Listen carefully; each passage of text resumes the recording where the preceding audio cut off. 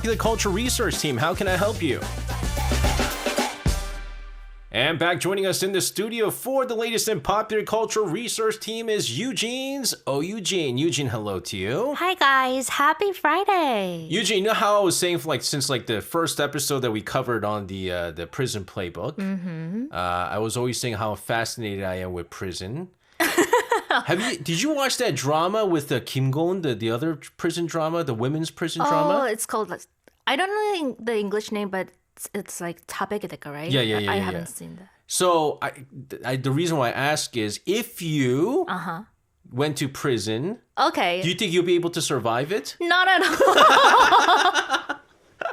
Not at all. I mean, could you? Me? I don't know. We I never don't know. We never know. I don't know if I'll be, to be honest with you, I don't think I'll be able to survive. I don't think I'll be able to Maybe survive you could. American prison. Oh, it depends on country. Yeah, Korean Okay. prison. I don't know. Me Maybe I act crazy and see where it goes from there. Maybe that's how. But that's the things that I always think about, whether or not I will be able to You survive. always think about that? I mean, not always. Not always. That's why Okay, got it. I'm probably watching it and going, like, how do I escape from prison? It's just How do I do that? imagination, right? Exactly. So we're going to talk about, with this month, Prison Playbook. Right. Last week we went into part 2. This week is part 3. That's true. Quite a lot of things that we covered so far, right? So last week we covered quite a few interesting topics, like how Korea still has the death penalty legally, but executions haven't been carried out for decades. And we also discussed Korean dream culture and the culture of class leader elections too. That's right. Yes, and we're going to look at something a little different today. So instead of focusing on the story itself, we're going to talk about things you almost never see on Korean television. In other words, scenes that are restricted or heavily regulated in Korean broadcasting. Yeah, okay, so I you know, that's funny that we talk about this because a couple of my American friends who came to Korea, they watch Korean television and they would say things like, dude, why is that stuff blurred out? Certain things are blurred out when it doesn't, Right. that are not blurred out in regular television or in movies, television in the US. But it's very unique, and I think this drama gives us a good example of that. True. So in Prison Playbook, there are several moments where cigarettes appear in the story. For example, inmates secretly bring cigarettes into the prison or trade them with each other. There are even scenes where prisoners smoke in the bathroom, but if you watch carefully, you will notice something interesting. The camera almost never shows someone actually smoking. That's right. Usually, you'll see the cigarette in their hand. Right? Or it's not lit. Right? It's not lit. Or you'll see a little bit of smoke going on. And so they're never really smoking. That's true. So that's because smoking scenes are regulated in Korean broadcasting. So starting in the early 2000s, Korean broadcasters began limiting scenes that show smoking, especially on major public channels. The idea was to prevent media from encouraging unhealthy behavior, particularly among younger viewers. Because of that, directors often avoid showing direct smoking scenes and instead imply them indirectly. Yeah. So viewers might see smoke or a cigarette in someone's hand, but the act of smoking itself is rarely shown clearly. So you know what's I thought was really funny is the drama 미생. So 미생 is A lot of cigarettes, right? there's a lot of cigarette scenes, but no one smokes.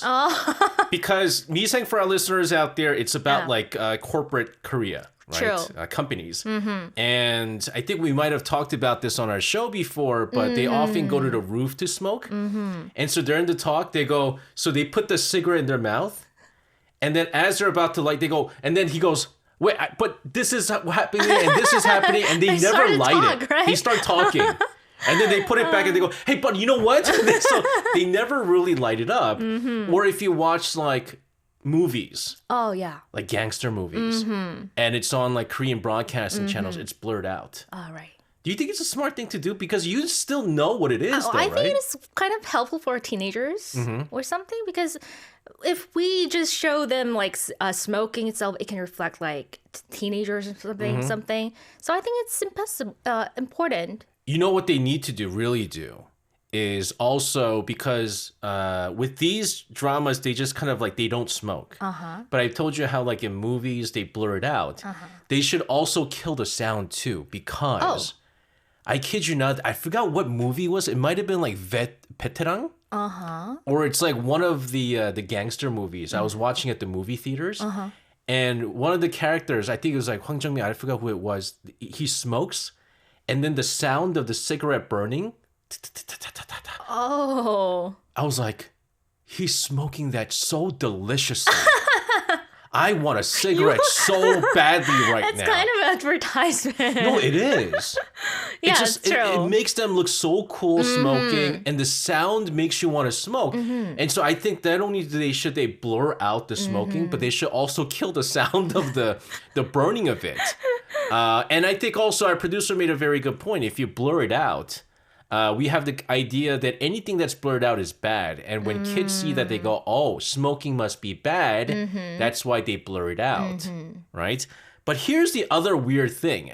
Okay. Cigarettes or smoking isn't the only thing that gets regulated on television. That's right. So there are several other examples, and one of them is seatbelts in car scenes. So even in very intense chase scenes, characters almost always fasten their seatbelts before driving. So it can look a little funny sometimes because the situation is very urgent, but the character still takes a moment to buckle up. So this is because broadcasters want to promote like safe behavior for viewers, especially like teenagers. Yeah, it's like a big action scene. And normally they don't have the time to put on a seatbelt, but they have the time to put the seatbelt. And I think even in, let's say like reality TV shows, for women, it could be a little bit like too much revealing when they put the seatbelt on. And so they used to wear it in a wrong way, different way, so that it doesn't show whatever.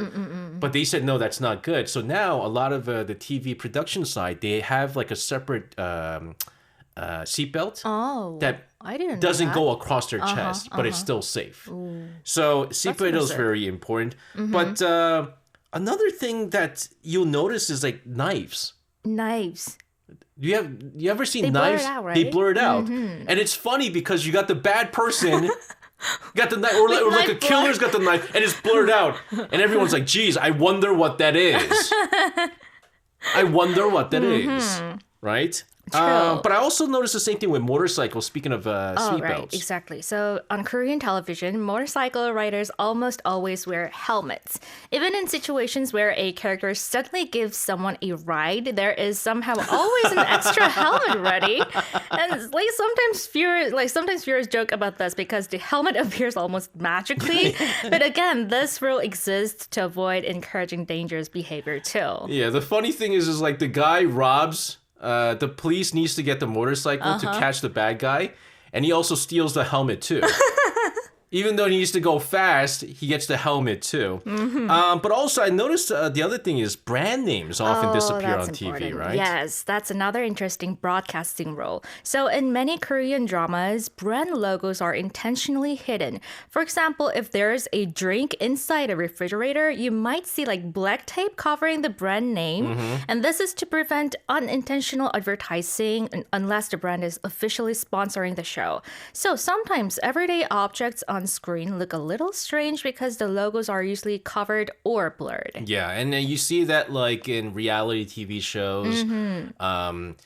Like we're not as strict here on ARIRANG Radio, but I know that there are like if you go to like the some of the main Korean broadcasters and celebrities wear like logos. They put a black tape over it, or they wear a hat. They put a black tape over it.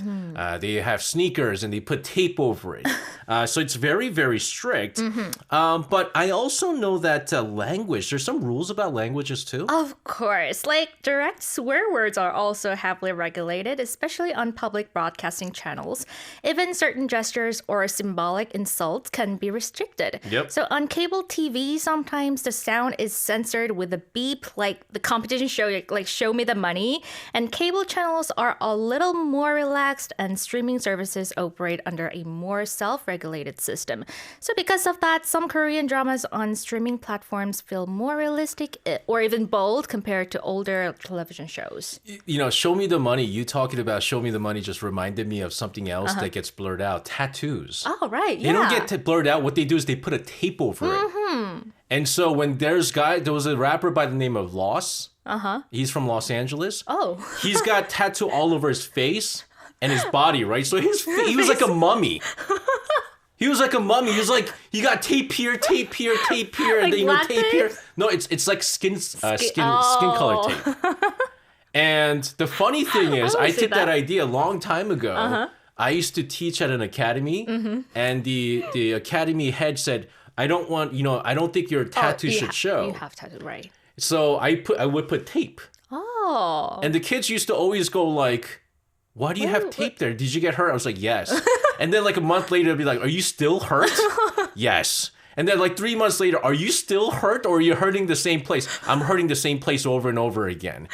So I have to kind of like, just kind of cover it. But it's just, you can't show that because tattooing until recently was illegal too. True. But it's just, to me, it's a little bit weird.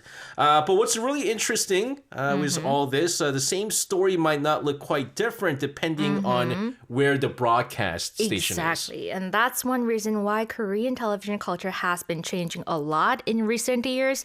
As streaming platforms become more popular, creators have more freedom in how they portray realistic situations. But at the same time, traditional broadcasting standards still play an important role in shaping what Korean viewers see on TV. I think OTT platform really changed comedy.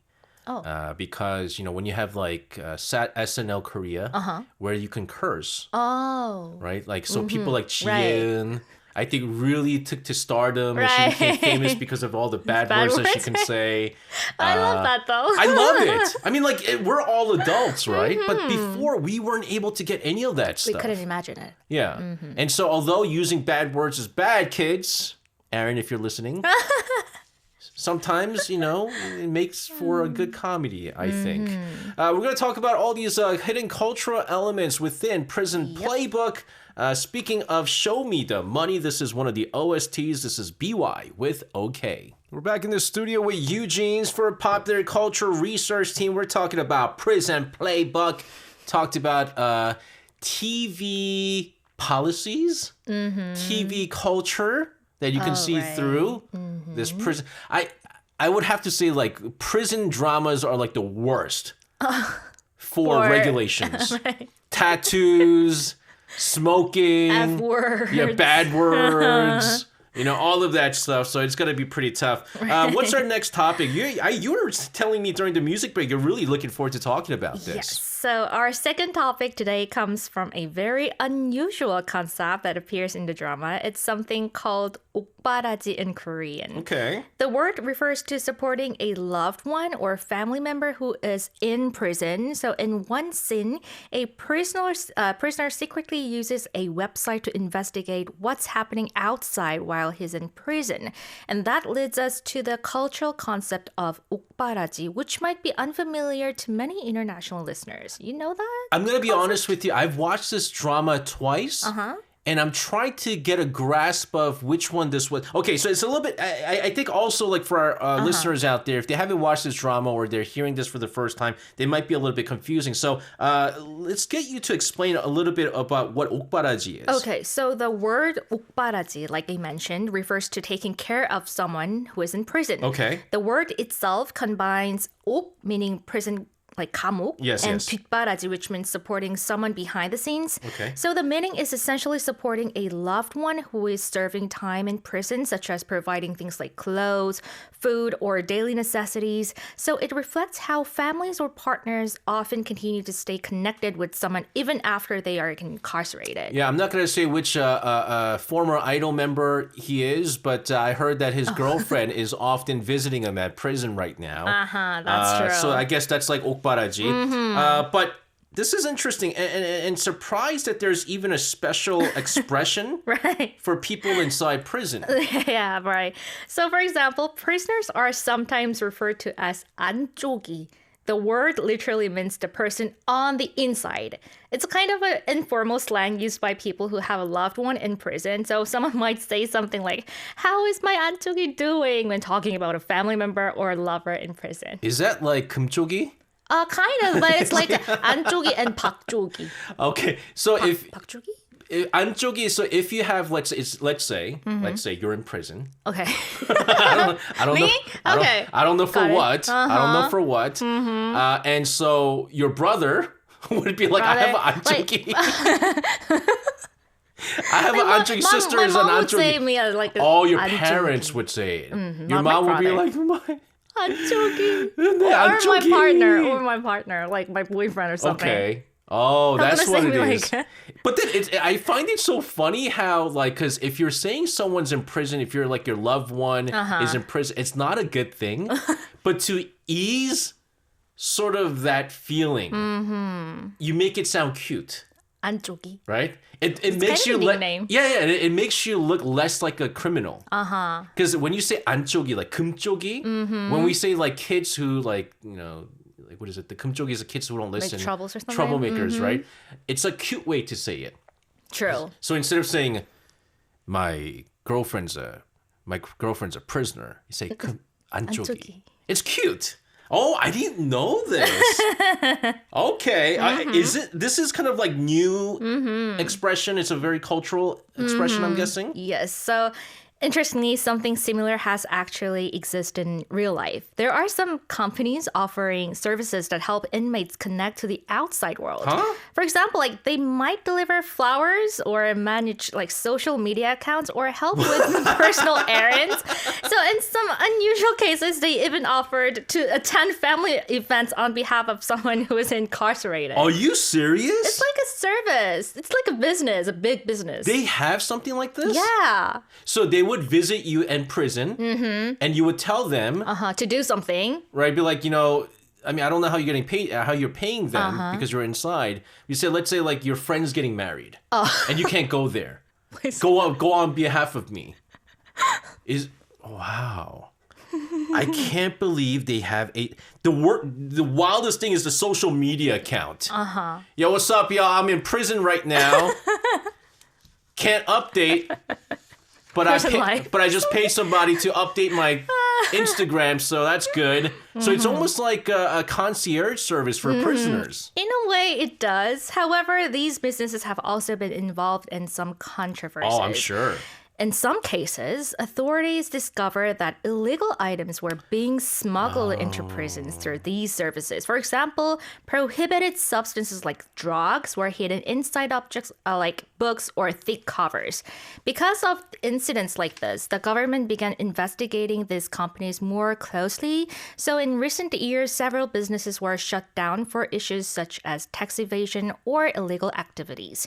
As a result, the number of these companies has decreased, but some still continue to operate. Dude, I can't believe something like this even exists. Really? This is so wild. Like usually when you want to get something done, you ask your family members. But then I guess for some of them, a lot of the criminals, they might not have family members. Or they don't get in touch with Yeah, their family. or the family members do not want to keep in touch with them. So I guess it makes sense. But I've also heard about online communities related to prison families. Yes. So there is also an online community called 옥바라지 community. Oh my goodness. This allows families or partners of inmates to share information and support each other. Members often exchange practical information such as prison meal schedules, visitation experiences, or advice about sending packages. For families going through a difficult time, these communities can provide emotional support. So in that sense, they function as a kind of support network. You know what's interesting about this? What is that? But What's this that? is generally just a Korean cultural thing. Oh. Because I feel like one thing that I noticed about Korea as I lived here, and I see this even with what my wife does. My wife runs she's an influencer. She's a mommy influencer, right? And so she has followers, but she also has an open chat room. Oh. And because my wife was a nurse, these members of her community, they contact my wife nonstop about like, my kid has a rash. What should I do? Go to the doctor. Go to the hospital. You know, like, why do you ask? Like, she's like, they were like, my kid's fever is over 40 degrees and he's not breathing well. What should I?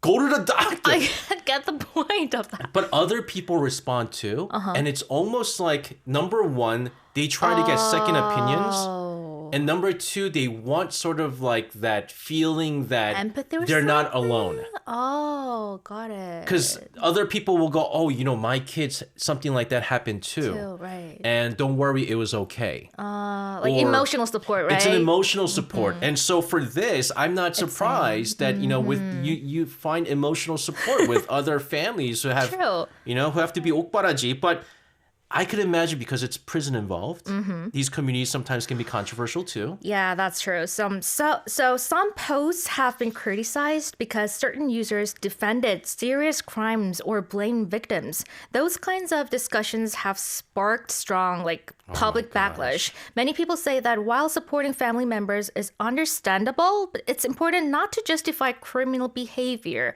So these communities exist in a very complicated space between empathy for families and partners and public accountability. Yeah, again, I mentioned how a lot of people use these platforms to make it seem like everything is okay. But just like, you know, like mom cafe. Mom cafes could be good, but it also could be very toxic. And so when you still have to understand that your family members are in prison because they're guilty. You can't go, oh my goodness, my husband's in prison right now. All he did was hold a knife and that person's body got in the way of the knife. How dare he? You know, my goodness. I don't think that's a good thing, right? I mean, it's not fair for the victim, and you're not trying to make better of the crime that this person committed. And so you're always going to find these like toxicity in these communities too. But it does show that when someone goes to prison, the impact extends far beyond that one person. And that's a terrible thing. Exactly. Crime doesn't affect only the individual who committed it. Families, relationships, and entire communities can also be affected. And I think that's one of the reasons why this drama resonates with many viewers. It shows how a single moment of crime can deeply affect not only the person involved, but also the people around them. So watching the drama can help us understand how those ripple effects unfold in real life. You know, like without going into detail, I know someone who went to prison in the U.S. Oh, personally? Personally. Okay. So I know someone, and it was my good friend's brother, older brother. Okay. And that impacted like my friend would go every week to visit him. Also put money into you know, his account. But much more than that, it took a toll on his family. And I still think, you know, they don't like to talk about it, but I still think that was the reason why his mom got so sick. Because of that.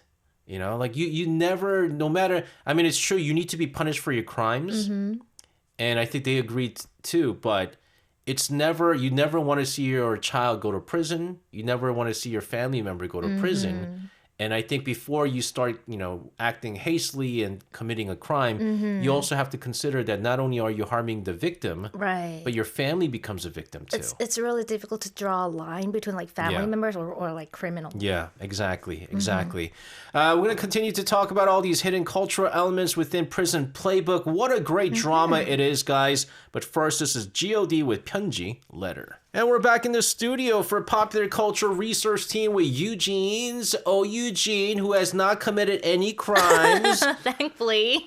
She will not survive a single day. Not a single. You know what I saw what is it? The drama we just talked about with Kim Go-eun. Yes. Okay. And I haven't watched the drama. I really want to watch that drama, by the way, because I like prison stuff, right? And there was a clip that I watched. And it was a newbie. Okay. A newbie. And these prisoners, a lot of them, it's more than once that they came to prison. Right? They call it 별달다. Like, you know, if you have like 2, 3, whatever, that means how many times you've been to prison. They know a newbie when they see one. Right? So, Yujin, if you were to go to prison, everyone would be like, oh my goodness, that's a newbie. And you would be the lowest of the room because they also share a room. And you know what they do? They do something called 신고식, which is like initiation. And what do they ask you to do? I have no idea. They make you sing. Sing? Just like how I make you sing in the show. So you would do It's okay. Kind of newbie, like in prison called ARIRAng Radio. So someone's gonna be like, they're gonna be like, yeah, 노래 불러봐, right? And then so the better you do it, right? Like almost like you're into it. But if you just go like, I don't want to sing, crying. and they just go like, where? And then they'll like bully you even more. Oh my goodness. But if you start dancing around and singing really It's well, a matter of survival. yeah, so they'll like you. They'll like you, and so people say that like that's something that you always go through. In women's prison, that's what I heard. Singing and dancing. Well, at least you will have no problem with the singing part. But best to never go to prison. True. Let's go to our next topic. Okay, so our third topic today comes from a character who appears later in the drama. His name is Yu. So Dae actually refers to a military rank similar to a captain, and Yu is his family name. So his actual name is Yu Jung-woo. When he first arrives in the prison cell, the other inmates don't really trust him. They keep their distance because he was imprisoned for murder. But as the story unfolds, they slowly begin to realize that his situation might actually be unfair and that there may have been a conspiracy behind the case. And once they begin to feel uncomfortable with him, they start asking questions about his background. This is the character that you really like, right? Yes, Jung-in. right? Jung-in. And they did very well with the casting. They did a fantastic job with it. This is the first time I think I've seen him. Jung-in? Yes. Oh. Through this drama. And I was like, oh my goodness, he fits the character so really well. And then Hae-dong likes him. But he's Hae-dong and Yu are like just like they're like a little rival or something? they're Tom and Jerry. Tom and Jerry. They're That's Tom and perfect Jerry. comparison, Hae-dong right. loves him, and then Yu just absolutely hates him, right? So background. Okay, so in Korea, if you want to know someone better, people often start asking about your background. That's right? true. So when they hear that he studied abroad, they assume he must come from a wealthy family. So they start asking questions like, what does your father do? 네 아버지 뭐하노? And they even joke about whether he lives in expensive apartment complexes like Lotte Castle or Tower Palace, which are very famous luxury apartments in Korea. So this moment in the drama reflects something quite familiar in Korean culture. Yeah, the famous Korean habit of asking personal questions, right? Yes. In Korea, people sometimes jokingly say that Koreans are very good at 호구조사, something like a household investigation. Yeah. It refers to asking questions about someone's family, background, or personal circumstances. People might ask where you grew up, what your parents do for a living, or what school you attended. These questions are often used as a way to understand someone's social background. Long time ago in ARIRANG, a lot of people came from a certain background. And I remember when I first joined many, many years ago, they're like, what does your father do? I was like, well, my father, he's retired. He's not doing nothing. And so when I said he was retired, they thought like I was super rich. Like he doesn't even have to work. I was like, no, like I'm not rich. I don't know what you're talking about here. It's really like a Korean thing. It's like, they're like, what do you drive here? Drive? I didn't drive. I came in like a 30-seater. It's called a bus. It's longer than a limousine. More expensive than a limousine. Longer than a limousine. But is this common in Korea? Because in the US, like you don't ask personal questions like this, right? Right, that's a good point. Sometimes those questions can, of course, feel rude, but many Koreans are quite familiar with that kind of situation because when they first entered school, they filled out something called a family background survey. Oh. They were often asked to write down their parents' occupations. And because of that experience, many people grew up thinking it was natural to ask about someone's parents' job. You're not allowed to do this anymore. In schools, you're not allowed to do this anymore. You know what's funny is because they started going, okay, she's well off. He's not so well off. And then again, kids also find out whether they're from like a good family and things like that. And so you're not allowed to do that anymore. And then you know what teachers used to do after that is make them draw what your parents' occupation is. Oh. So they They said draw it's like art class. Draw what your parents do and try to figure out and then they start realizing that's also a problem. And now you're never allowed to ask. Never. It's the society now. You know, people base it on what kind of job, how much money you make and things like that. But also it's a way of understanding someone's upbringing, I think. Exactly. So in many cases, people ask these questions to understand what kind of environment someone grew up in. So in Korean culture, there is even a saying that roughly translates to like parent, like child, 그 부모의 그 자식.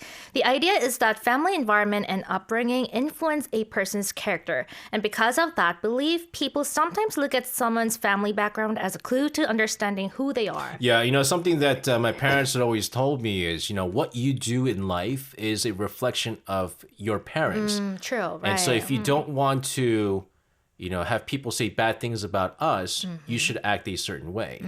And you know, we talked about filial piety and like a family stuff and things like that. But still, like these questions are all a little bit too intrusive, to be honest with you. Right. But again, this is so. For our listeners out there, if they do ask, it's because they think they're close to you now, not because they're nosy. They won't ask right away, but they will ask you how old you are initially, which sounds very intrusive in like Western cultures, right? Yujin, fun stuff here. Again, we're talking about Prison Playbook. Next week, we'll get into our final part in this. It'll be fun. Yujin, thank you so much for this. Don't go to prison. You do too. good. Do good. Guys, you too. And we'll see you again next week. Thank you. See you next Friday. Bye.